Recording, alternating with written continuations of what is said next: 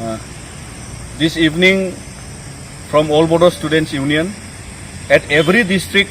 committee office, we have organized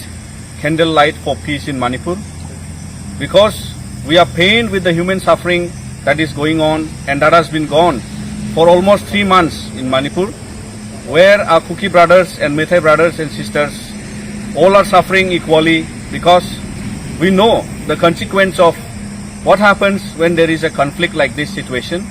because we the Bodos are also victims of long and prolonged kind of conflict situations where we know the human sufferings, that right now there are lots of homelessness we feel together. We feel together that we have lost some of our fellow brothers and sisters, and we feel together in the pain of our sisters and mothers who have suffered in the draconian activities in terms of crime that has occurred against women and children. And therefore,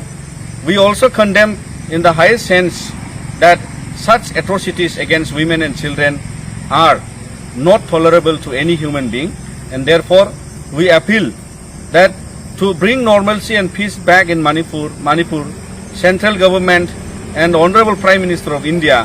has also to step up and come up towards Manipur, and let there be normalcy in Manipur. We pray with this candlelight today from every district of All Bodo Students Union,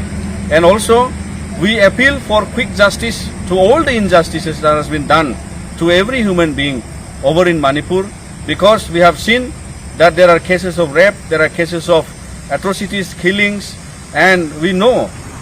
many of you and many of the brothers and sisters and families in Manipur have lost their homes, lost their brothers and sisters, and that is the sad moment. And we also condole for all this that losses have happened, and with this regret we appeal once again and pray that there will be normalcy in life in Manipur, together with Kuki and Meiteis that can